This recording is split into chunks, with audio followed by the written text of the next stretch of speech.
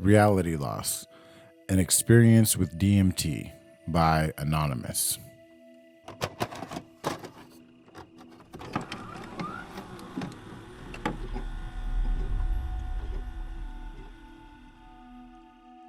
Hello everybody. Don't forget to give the video a thumbs up if you enjoy the story. Subscribe for more content like this. And let's get into it.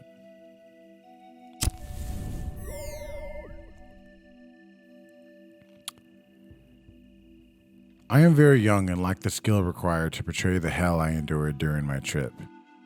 For that I apologize. I considered writing this later when my writing skills have further developed. However, by that time, I would have forgotten much of the trip. I have read many other trip experiences and decided it's time to share my indescribable event with others. I would like to start this entry off by saying I was very young and immature. I still am. At the time, I was 15 years old and bored with my life. I had done salvia a couple of times and enjoyed it. When I heard a dealer would have DMT available, I was instantly interested.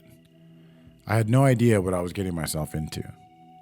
My dealer had DMT crystals available previously, and I smoked a very small amount, around 10 to 15 milligrams possibly, and enjoyed it greatly. The trip was beautiful and I badly wanted to repeat it. The day had come when my dealer had MAOI available for consumption with DMT pills. I was with 3 friends. My dealer had provided for us each a pill. I was given an extra that he owed me. My pill was loaded with the most DMT, around 250 milligrams. My friends each had about 150 milligrams in theirs. We walked to a public park and each consumed an MAOI. Hey, buddy. He wants to hear the trip story too. Half an hour later at 8:02, we took the pills. We all sat down, relaxed, chilled on the swings, and waited for the effect to kick in. All right, go play. Oh, no, not right here. Go play over there. None of us were feeling anything after about an hour and decided to contact our dealer.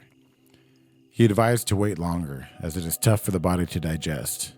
We returned to my house, smoked some hookah, and relaxed, waiting for the effects to kick in. About half an hour passes and my siblings inform me that my father wants to have dinner with me. Yes, I am a fucking idiot, complete idiot. I chose the completely wrong setting for such an event to occur. I proceed inside and eat with my dad, guacamole and bread. Reality is buzzing. Paranoia is taking me over. My complete surroundings are vibrating.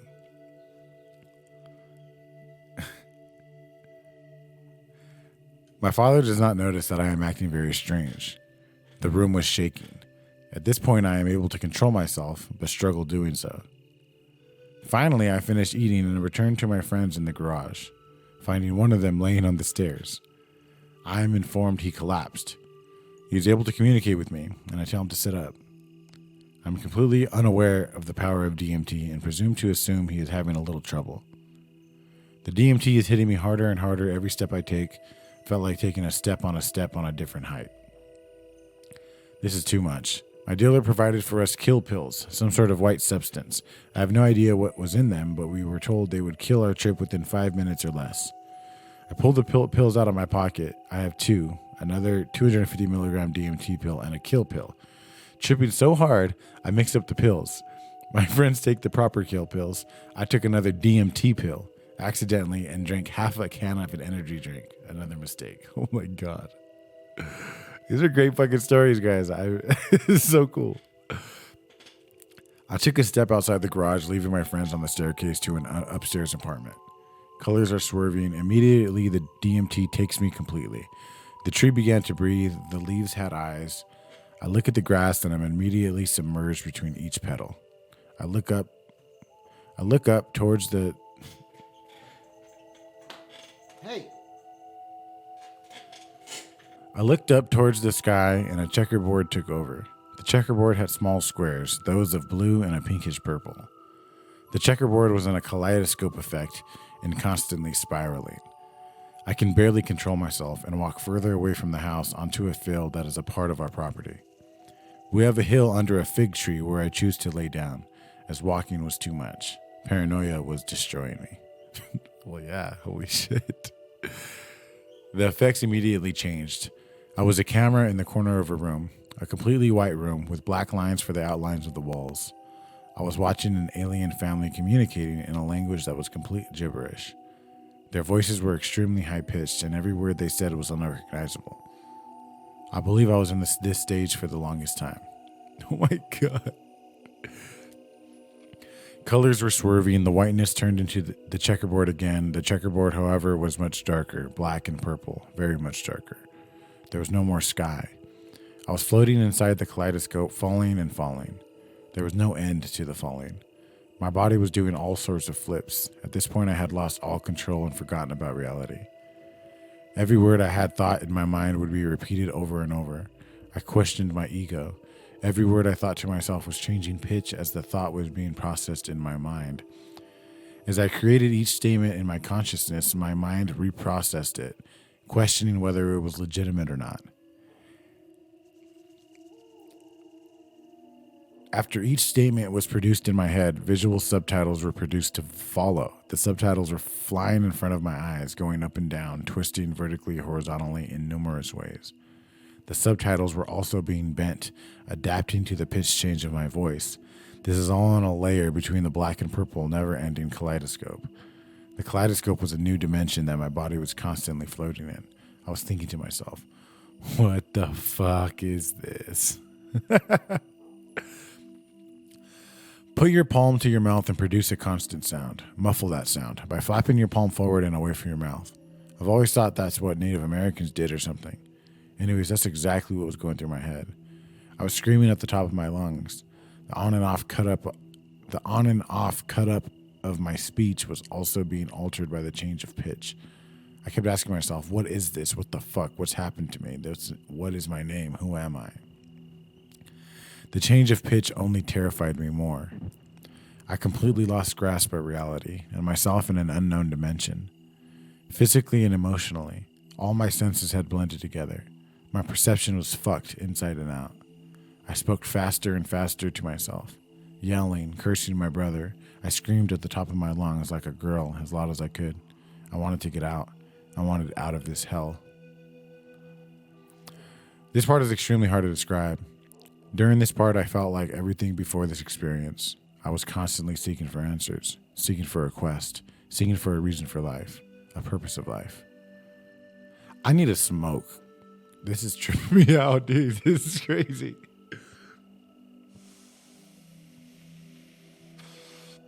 At this time of the trip, this was the climax. It felt as if I had been blinded from the truth my whole life, and now this was it. The truth. This is reality. Everything before this was just a dream. This is reality. I panicked. This is it. I'm in hell. This is what my parents are always telling me about. I am in hell. An unrecognizable pain rises from the back of my throat. The back of my mouth was being pried open. A cone, 10 times the size of my throat opening, was being forced out of my throat to the forward of my mouth. I began vomiting. I did not know I was throwing up.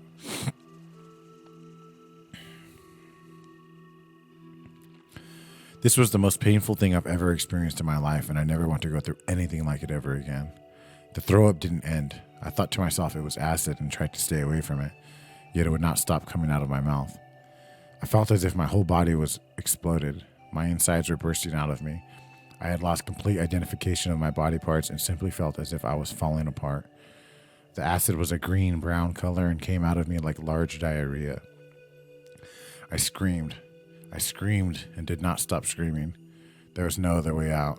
I wanted to make noise. I wanted out of this hell. The throwing up cools down, and I am yet again lost in this unknown dimension. I hear voices around me. Did he take a drug? Oh no, he's doing drugs. This part I can describe vividly. It felt like a lucid dream. In this dream, I was collapsed on the ground. A reality was formed. A stable environment was around me. The environment was nothing like our everyday environment, but it was stable. The sky was blue. Trees were green. However, it was all like a painted picture. A picture a 5-year-old had painted with water pencils. Nothing was sharp. Everything had round edges to it. I was on the ground, collapsed. Laying there, I was surrounded by people. Everyone was asking, did he take drugs? My mind processed the statement and absorbed the word drug. The word drug changed meaning. The word went under numerous changes in pitch and length. The word was stretched out. In this dimension, the word had marked my death sentence. The term drug described one about to die who had been marked by the horrible disease. Drug was a disease, and I had caught it. I was in this state on the ground for, in reality, was about half an hour. I had lost all track of time. Finally, shapes were returning to their original form. Reality was coming back. A layer between my perception and my real environment was created. Shapes were put between these layers. The trip was dying down. I ran into a fence head-on as I was being chased and stabilized by my family. I kept fighting as they were all holding on to me and keeping from hitting those objects. I collapsed onto the cement driveway and was dragged into the grass. I laid in the grass. Spiraling back from the unknown dimension was like riding a never-ending spiraling slide, and throughout that was the horrifying checkerboard of black and purple. The slide ended with a powerful thump, and I was back. Faces were staring at me. This return to reality was like being born. There was blood on my shirt. I was in complete confusion. Faces were staring at me. I saw our house and the car for the first time. Slowly, things were coming back to me. I felt as if I was seeing everything for the first time. The last thing I remember hearing it in the unknown dimension was my brother's voice. He said my name and asked me if I was okay. Hearing his recognizable voice was like seeing the light at the end of the tunnel. I was in instant relief. That was the trip. A bad fucking trip. An overdose of 500 milligrams. The intended amount was 250 milligrams, which I thought was supposed to last for an hour or two. My friends were all right. They were dropped off. I don't know exactly what they were experiencing, but my brother told me they were wanting hugs from him. I'm happy what happened to me did not happen to them. My neighbor heard me screaming and called the neighborhood security guard, who came and assisted my family in wrestling me to the ground. He asked me what I had taken, and I yelled in his face, dimethyltryptamine. The security guard called the police, who were really friendly, and flashed their flashlight in my eyes and took me up inside my house and laid me on the bed and left. This was all after the trip ended. I laid on the bed for what seemed about half an hour until everyone had left. This bed was in an apartment above my garage. After I regained stability, I was helped inside the house to my room. Halfway there, I collapsed onto the tile of my living room. My vision was completely blurred by skinny orange lines.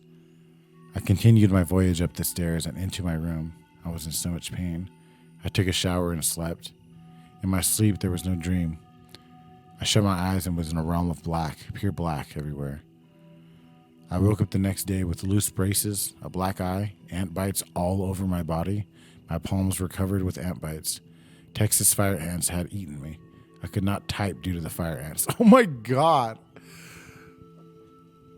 My hands were completely swollen. I had ant bites between my fingers. I had ant bites on top of my other ant bites. Apparently, after I was throwing up and running around the yard, I rolled around in ant piles. This was most likely what's caused the unbearable pain and hell. I believe the energy drink and food I'd eaten before it caused the never-ending throw-up. This was a life-changing experience, and all happened 2 days before my 15th birthday. Oh my God, this is crazy. Oh, it's so crazy. I messed up big time. I hope what I have written is beneficial to you. Once again, I apologize for my lack of description. I have read numerous other posts on this website and found them all very descriptive and written professionally. I fear by that time I will have forgotten my experience. I'm an idiot. I have definitely learned from my mistake. DMT is an extremely powerful substance, and I now respect it for its capabilities. Such a substance should be used wisely. I will not be tampering with psychedelics until I am older and my brain somewhat returns to its original state of being. Since this experience, my brain has been a mess. My life has changed. In the unknown dimension before the pain, I met with my ego. I met with my inner soul trapped within my body and questioned its purpose in being. I feel like I must return to this realm in the future again. Hopefully in the future, in a much safer environment. I'm happy to learn from my mistakes. I learned a lot from this experience. A lot. Please be careful.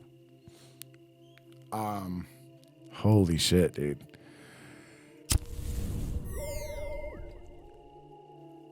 That is so wild to me. Oh.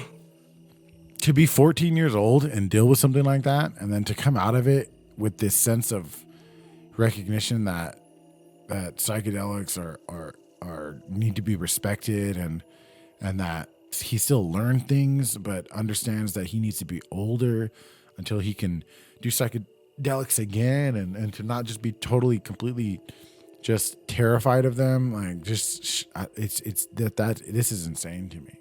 This is a perfect example of why set and setting are so fucking important, and trip sitters and things like that are so fucking important, because this could have gone a number of different ways. And to have hundreds of ant bites on your hands, which it sounds like, during an intense DMT trip like that, has to absolutely be why things got so dark and evil and horrible for him. That just blows my fucking mind, man. This is a big reason why I tell these stories, why I think that it's good to know, because I feel like I learned something with this story. I feel like I learned that, damn, the DMT is not always going to be this positive, beautiful experience. You know, set and setting are legitimately everything. And no matter how many times people enjoy their experiences or they have positive experiences, if you have a bad set and setting, it's going to fuck everything up. Thank you guys for watching. I hope you guys are enjoying this. This is like so much fun to me. If you guys are interested in submitting some stories, or you want to let me know about a story you know about, link it to me on Discord, or you can even do it in the YouTube comments down below. I don't know if you can do links or URLs, but you can always tweet me or email me. All that information should be in the description. Discord would be the best way though, so check that out. Be sure to check out the join button. That is the best way that you can support the channel. Going forward, I'm really focusing on telling more stories, doing more documentary videos. I got a little lost, in the last year or so, just wanting to really do what I want. And who knows, maybe, who knows exactly what I'm going to do going forward, but I plan to really jump into the stories and documentaries and really grind. So hope you guys stick around. Hope you guys enjoy. Give the video a thumbs up if you enjoyed. Subscribe if you haven't already. Check out audible484.com to get you can get face masks, Audible484 face masks and t-shirts and all that stuff. Or you can even look underneath the YouTube video and all that stuff is there. That's all I'm going to say. I'm done talking. Thank you guys for watching. I appreciate you. Be happy, be yourselves, and I'll see you guys next time. Peace.